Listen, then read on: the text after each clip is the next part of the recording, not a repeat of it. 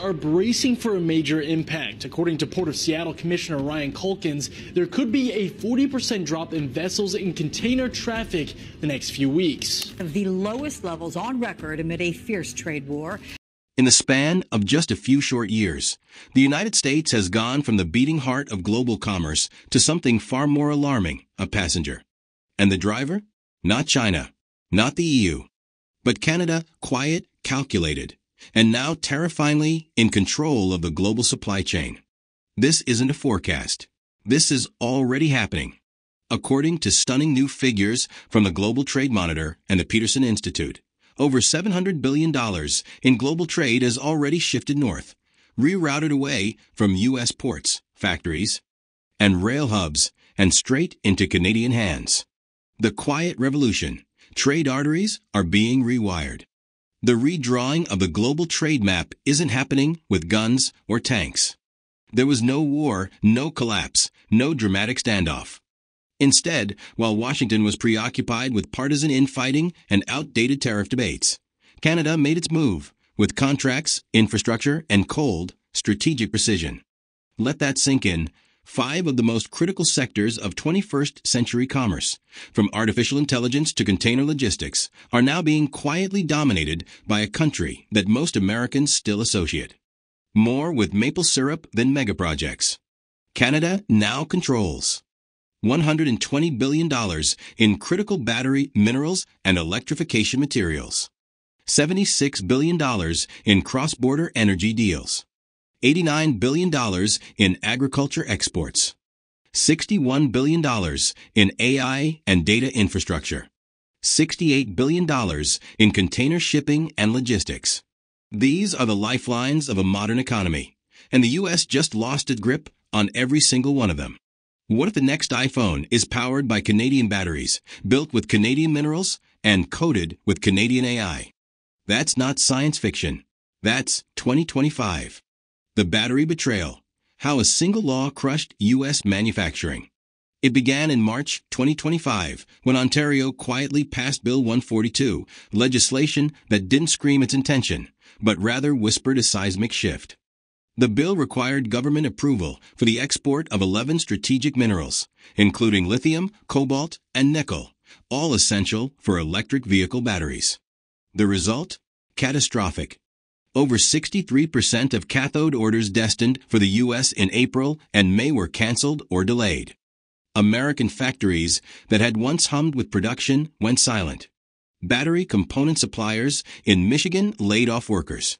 EV assembly plants in Ohio and Indiana reported Q2 SAO. Even the high-tech sector wasn't safe. Pennsylvania-based firms supplying Apple's battery diagnostics scrambled to reroute production to Asia. Canada wasn't just disrupting the American supply chain. It was rerouting it entirely. Meanwhile, cities like Toronto and Halifax exploded with economic activity. Halifax, once a sleepy port, is now a vital cold chain export hub feeding directly into Hamburg and Rotterdam.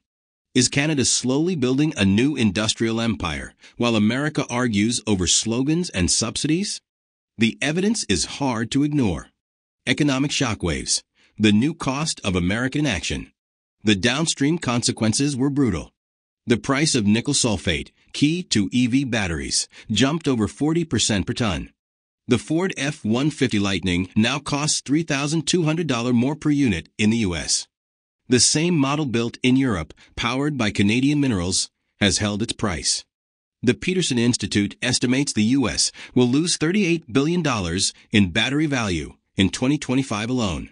That's not counting the impact on EV production, consumer tech, or even national defense systems, which now face critical material shortages. America isn't just being outmaneuvered. It's being replaced, and it barely noticed. The electric cutoff. Canada flips the switch, literally. Then came the summer of 2025, and with it, a surge in electricity bills that left millions stunned. In New York, Michigan, and Minnesota, residents opened June power bills to find charges up 20% to 25% overnight. There wasn't a heat wave. No disaster. No terrorist attack. Just Canada. For years, hydroelectric power from Quebec flowed quietly across the border into the U.S. Northeast. But when Washington imposed tariffs on Canadian steel and aluminum, Ottawa didn't retaliate with speeches.